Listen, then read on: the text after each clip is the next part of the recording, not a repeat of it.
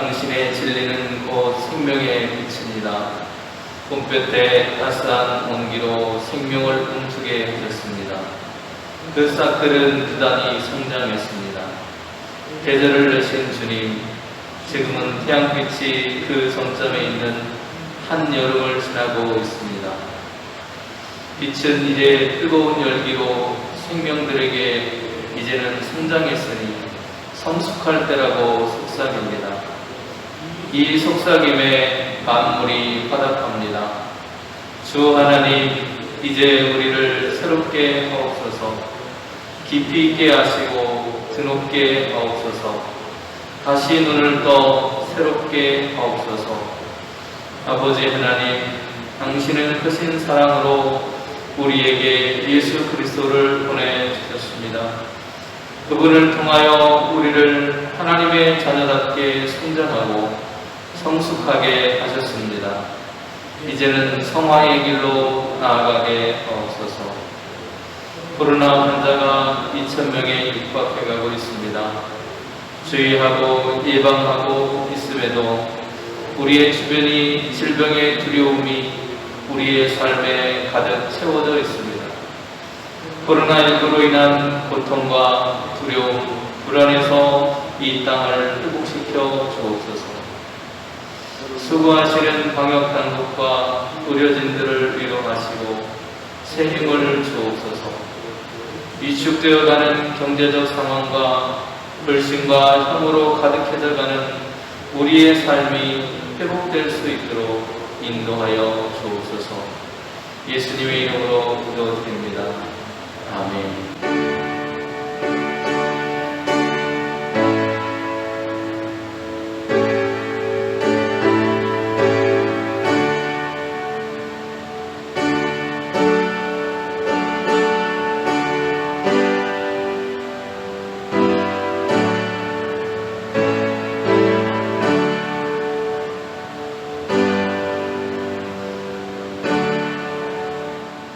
형제들아, 내가 너희에게 나아가 하나님의 증거를 전할 때에 말과 지혜의 아름다운 것으로 아니하였나니 내가 너희 중에서 예수 그리스도와 그가 십자가에 못 박히신 것 외에는 아무것도 알지 아니하기로 작정하였습니다. 내가 너희 가운데 거할 때에 약하고 두려워하고 심히 떨었노라. 내 말과 내 전도함이 설득력 있는 지혜의 말로 하지 아니하고 다만 성령의 나타나심과 능력으로 하여 너희 믿음이 사람의 지혜에 있지 아니하고 다만 하나님의 능력에 있게 하려 하였노라. 아멘. 바울은 십자가에 못 박힌 그리스도를 통해서 하나님과의 올바른 관계를 맺게 되었고 해방을 받았다고 말합니다. 해방을 받았다는 것은 하나님과의 관계가 회복되었다는 뜻입니다. 그것이야말로 헬라인들이 추구하던 지혜이고 유대인들이 원하는 하나님의 거룩한 백성이 되는 길입니다. 이것을 가능하게 한 근거는 십자가에 달린 예수 그리스도입니다. 십자가에 달린 예수 그리스도 안에 있는 사람은 죄와 죽음으로부터 해방이 되었습니다. 그렇기에 십자가의 예수 그리스도가 바로 하나님의 능력이고 하나님의 지혜라는 사실을 우리는 알게 되었습니다. 바울은 바로 하나님의 능력이며 하나님의 지혜이신 십자가의 예수 그리스도를 증거하는 삶을 살았던 사람입니다. 그가 증거하고 있는 십자가의 말씀을 전하는 원리를 본문에서 우리에게 말해주고 있는 그 원리가 무엇인지를 함께 생각하고 우리의 삶을 통해서도 십자가의 말씀, 십자가의 예수 그리스도가 증거되어질 수 있기를 간절히 소망합니다. 오늘 바울은 크게 세 가지 이야기들을 하고 있는데요. 바울이 말하고 있는 복음의 증거, 복음 증거의 그런 원리 첫 번째는 2절 말씀에 힌트가 있습니다. 내가 너희 중에서 예수 그리스도와 그가 십자가에 못 박히신 것 외에는 아무것도 알지 아니하기로 작정하였다. 바울이 알려고 자기가 알고 있고 알려고 하는 것은 두 가지라고 말합니다. 하나는 예수가 그리스도라고 하는 것. 그리고 또 다른 하나는 바로 그 그리스도이신 예수가 십자가에 못 박히셨다라고 하는 그 사실을 자신은 그것만을 가지고 복음을 증거하고 있다고 말하고 있습니다. 여러분, 지금 교회 분당 안에 시원하잖아요, 그죠? 이렇게 시원해지기 위해서 우리는 선풍기라고 하는 그런 기계를 돌립니다.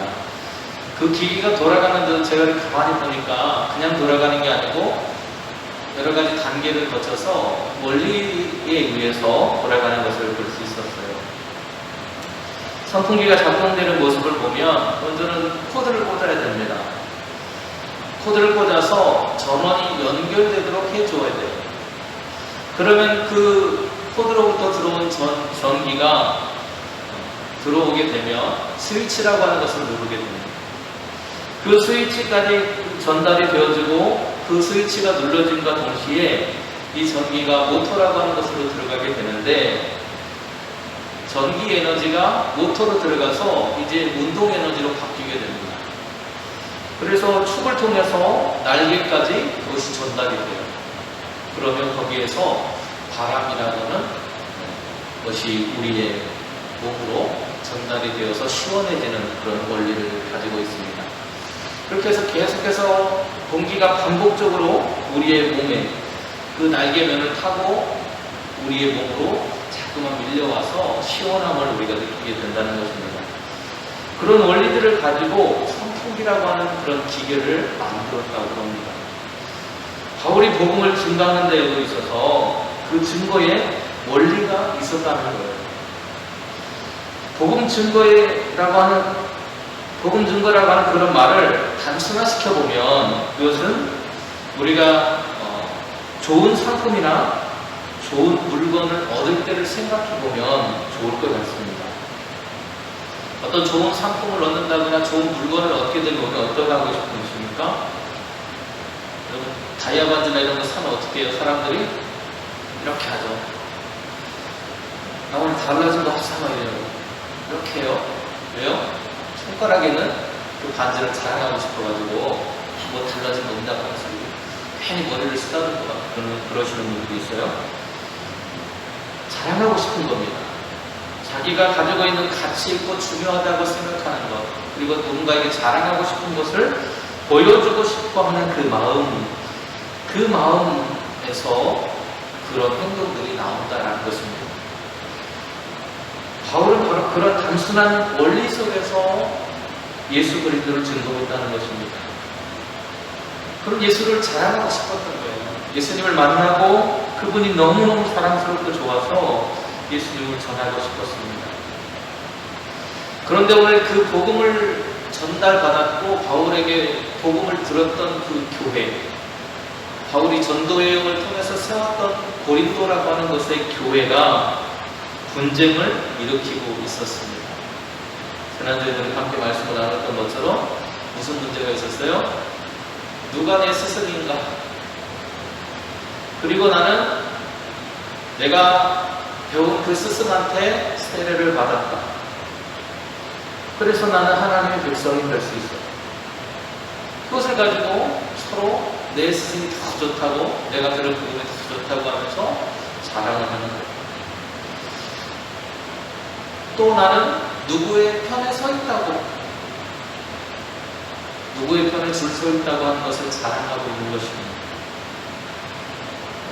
그것을 자랑하고 으스대는 모습을 보여주었다는 겁니다. 1장 26절에서 이것을 이렇게 표현하고 있어요. 세번역이라고 하는 번역본을 보면 이렇게 표현합니다. 형제자매 여러분, 여러분이 부르심을 받았을 때에 그 처지가 어떠했는지를 생각해 보십시오. 육신의 기준으로 보아서 지혜 있는 사람이 많지 않고 권력 있는 사람이 많지 않고 가문이 훌륭한 사람이 많지 않았습니다. 세상의 원리는 무엇입니까? 지혜가 있고 권력이 있고 가문이 훌륭한 사람들이면 저 사람도 대단하다고, 저 사람들을 따라가야 된다고, 저 사람들이 믿는 곳으로 가야 된다고 이렇게 얘기를 하겠죠. 그런데 하나님의 원리는 그렇지 않았다는 것입니다. 육신의 기준을 두고 사람들이 생각하다 보니까 어떻게 돼요? 교회가 싸우게 되었다는 것이죠. 분열되었다는 것입니다. 당파가 생겼다는 거예요. 자기를 자랑하면서 다투게 되었다는 것입니다. 그런 모습을 가지고 있던 것이 고린도 교회의 모습 속에 나타났다는 것입니다. 고린도 교회 성도들을 향해서 그래서 바울이 지난 시간에 31절에 뭐라고 말합니까? 기록된 바 자랑하는 자는 주 안에서 자랑하라 함과 같게 하려 함이니라. 우리가 자랑해야 될 게 뭐라는 거예요? 여러분, 정 자랑하고 싶으면 다른 것 자랑하지 말고 내가 그리스도 예수의 사람이 되었습니다 라고 하는 것을 자랑하는 거예요. 우리가 가진 것을 자랑하지 않아야 된다는 걸 말해요. 내가 뭐 물질이 많고 내가 훌륭한 시설 밑에서 배웠고 내가 좋은 가문에 태어났고 내가 어떤 권력을 가졌고 이런 것들이 중요한 것이 아니라 우리가 하나님의 사랑을 통해서 예수 그리스도를 만나고 그분을 통해서 내가 구원받은 사람이 되었다라고 하는 것, 그것을 자랑하라는 겁니다. 자신에게 훌륭한 언변이 있다는 것을 자랑하거나 자신에게 철학적으로 내가 세상적인 지혜가 가득하다고 하는 것을 자랑하는 것이 아니어야 된다는 거예요. 바울은 자신의 화술, 말 잘하는 것이나 지혜보다 세상 사람들의 화술과 지혜가 오히려 더 뛰어나도 괜찮다고 말하고 있는 거예요. 오히려 그 사람들이 더 뛰어난 지혜를 가지고 있을지도 모른다고 말합니다. 그러나 그것으로 인해서 구원받은 것은 아니라고 말하고 있는 거예요. 그는 자신에게 있는 그리스도의 그 증거, 그리스도를 증거하는 것을 결코 포기하지 않았다는 것입니다. 바울은 세상에 가진 지혜도 없었고 권력도 없었고 그 어떤 것도 없었지만 자신에게 있는 것에 집중했다는 겁니다. 그것이 바로 그리스도 예수였다는 거예요. 그분만을 알기로 작정했노라고 그는 말하고 있는 것입니다. 이것이 바로 바울이 그리스도의 복음을 전하는 원리였다는 거예요. 2절 말씀 보면 이렇게 말하고 있어요. 내가 너희 중에서 예수 그리스도와 그가 십자가에 못 박힌 것 외에는 아무것도 알지 아니하기로 작정했다. 이것이 바울의 신앙의 고백이고 그가 가지고 있는 복음 진리의 그리고 복음을 증가하는 방법이었다는 것, 원리였다는 것입니다. 두 번째 원리는 3절에 나오고 있어요. 3절에 보시면 이렇게 말합니다. 내가 너희 가운데 걸을 때에 약하고 두려워하고 심히 떨었노라 이렇게 말해요. 바울은 예수 그리스도의 복음을 위해서라면 내가 내 목숨도 아깝지 않다고 고백했던 사람입니다. 바울은 복음을 전하다가 차라리 내가 죽어도 괜찮다고 두려워하지 않는다고 말했던 사람이에요. 그런데 왜 바울은 고린도에 있는 그 성도들 앞에 섰을 때 마음이 약해지고 두렵고 힘이 떨어지는 것입니다. 무엇이 그로 하여금 그렇게 약해지고 두려워하고 떨게 만들었다는 거예요. 이것은 그가 사도로서의 복음을 잘못 전해서는 안 된다는 책임감이 그의 가슴 속에 있었다는 거예요. 그래서 내가 혹시 그릇되게 말씀을 전하지는 않을까, 잘못되게 해석해서 내가 하나님의 말씀을 증거하는 것은 아닐까라고 하는 것에 두려움을 가지고 있었다는 겁니다. 사도 바울은 고린도에 오기 바로 전에 아덴이라고 하는 곳에서 복음 전도를 하다가 실패의 쓴맛을 본 적이 있습니다. 목회자라고 해서 다 복음 전하는 것이 성공하고 목회가 성공하고 하는 것이 아니라 때로는 실수하고 실패하고 넘어지게 한다는 거예요. 바울과 같은 대사로도 그런 실수를 했다는 것입니다. 인간적인 연약함이 있었다는 거예요. 그는 자신이 맡고 있는 복음의 가치에 비해서 이 복음을 전하는 자신이 얼마나 작고 연약한 존재인가, 그걸 너무나도 잘 알게 되었다는 겁니다. 하나님께서 나에게 맡겨주신 이 복음을 전파하는 사명을 내가 온전히 감당할 수 있을까라고 하는 두려움이 그의 삶에 있었다고 말하고 있는 겁니다. 그래서 바울의 마음에는 늘 복음 전파에 대한 염려와 두려움이 있었다고 고백하고 있는 겁니다. 이전 아덴에서의 실패를 도울 삼아서 고린도에 온 사도 바울은 복음을 전함에 있어서 내가 탁월한 말솜씨도 없고 인간적인 지혜도 없다. 그러나 오늘 나는 그것들을 의지하는 사람이 되지 않겠다고 말하고 있는 겁니다. 오히려 그런 것들을 의지할까봐 걱정하고 근심하고 두려워하고 있는 거예요. 이것이 바울이 복음을 전하는 마음, 어쩌면 그의 신앙의 원리였다고 말할 수 있습니다. 그리고 그를 4절에 보시면 바울이 말하고 있는 내가 어떻게 복음을 전했는가에 대해서 바울은 이렇게 말해요. 내 말과 내 전도함이 설득력 있는 지혜의 말로 하지 아니하고 다만 성령의 나타나심과 능력으로 하였다라고 말하고 있습니다. 성령의 나타나심과 능력은 그렇다면 무엇일까요? 사도 바울이 말하고 있는 성령의 나타나심과 능력은 사람 속에서 믿음을 불러일으키고 성경에 기록된 구원의 진리를 깨닫게 만드시는 성령의 능력, 하나님께서 주시는 능력을 말하고 있습니다. 바울은 자신의 연약함을 인정할 줄 알았던 사람이었습니다. 바울이 고린도 교회에 있을 때 자신이 얼마나 약하고 두려운 마음을 가지고 떨면서 목회에 있는지를 고백하고 있는 거예요. 솔직하게 이야기하고 있습니다. 그런데 오히려 그랬기 때문에 그는 자신의 말로 전도하거나 설교하지 않을 수 있었다고 고백하고 있습니다. 어떤 설득력 있는 언변이 아니라 그럴듯하게 사람들에게 꾸며서 들려주는 이야기가 아니라 정말 자기가 그런 떨리고 두려운 그 마음 속에서 하나님을 의지할 수밖에 없었고 하나님께 나아갈 수밖에 없는 그런 마음을 가지고 목회를 행동하고 고백하고 있는 것입니다. 그는 하나님을 의지하고 성령께서 인도하시는 것을 그래서 따라갈 수밖에 없었다고 고백하고 있습니다. 그리고 그 원리를 따라서 나는 복음을 전해노라고 말합니다. 이것은 5절의 말씀에 더 잘 설명되어 있는데요. 그가 성령을 인도를 받았다고 말하는 것처럼 신앙인의 삶이라고 하는 것은 성령께서 이끌어 가시는 그 길을, 그 삶을 따라가는 삶이 되어야 한다고 말하고 있습니다. 너희 믿음이 사람의 지혜에 있지 아니하고 다만 하나님의 능력에 있게 하려 하였다. 사람의 지혜, 철학적인 어떤 지혜가 아니라 그리고 사람이 가지고 있는 권세나 그런 힘의 원리에 움직여지는 것이 아니라 하나님을 의지하고 성령을 의지할 수밖에 없는 그 길을 따라서 하나님의 말씀을 전하고 하나님의 뜻대로 살아가려고 하는 신앙인의 모습으로 자신은 복음을 전하고 있다고, 그리고 그것이 십자가의 그리스도로 통해서 자기가 받게 된 은혜라고 말하고 있는 것입니다. 바울은 한 사람이 구원받는 것이 인간이 가지고 있는 지혜에 있는 것이 아니라 하나님의 능력이신 성령의 증거로 이루어지는 것을 우리에게 가르쳐주고 있습니다. 우리가 전하는 복음이 인간의 지혜나 언변에서 나온 것이 아니라 비바람이 몰아치고 파도가 들이닥치는 날 어쩌면 그러한 것들은 모래성과 같이 사라지게 될 것이라고 말하고 있어요.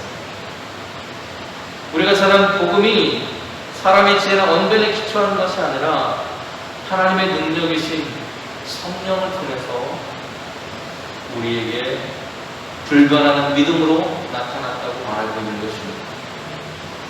십자가의 도가 멸망하는 자들에게는 미련한 것처럼 보여져요. 구원을 얻는 우리에게는 하나님의 능력이 될 수 있는 것은 그가 그 십자가의 그리스도를 붙들고 있었기 때문입니다. 사랑하는 성도 여러분, 사도 바울의 고백과 같이 오늘 우리도 내 자신의 인간적인 언변과 탁월한 화술을 의지하는 복음 전도자가 아니라 그리스도의 십자가를 바라보고 그 십자가를 드러내려고 그리고 철저하게 성령의 능력을 의지하는 가운데 온전한 복음을 전하는 전도자로서의 삶을 우리가 매일 살아가야 할 줄로 믿습니다. 바울은 고린도 교인들을 하여금 그 믿음의 근거가 하나님의 능력이 있다는 것을 명확하게 인식시켜주고 있어요. 그들이 자신의 지혜를 의지하지 않고 겸손하게 하나님의 능력을 절대적으로 의지해야 한다고 말하고 있는 것입니다. 우리의 삶도 바울의 믿음처럼 우리의 걸음걸음을 인도하시는 성령님을 따라서 살아가는, 그리고 그리스도의 증거자가 되는 저와 여러분 되시기를 축원을 드립니다. 감사하신 하나님, 바울이 우리에게 증거하고 있는 것처럼 우리의 복음의 뿌리는 우리를 구원하시기에 이 땅에 오신 예수 그리스도, 그 예수 그리스도가 우리의 죄를 위해서 십자가에 죽으셨고, 그 예수 그리스도를 우리 안에서 성령께서 깨닫게 하시고 그 예수 그리스도의 길을 따라갈 수 있도록 힘주시고 능력 주시는 성령의 능력을 따라서 바울이 복음을 전한 것처럼 저희들도 그러한 복음의 증거자가 될 수 있도록 하나님 인도하여 주옵소서. 예수님의 이름으로 기도드립니다. 아멘.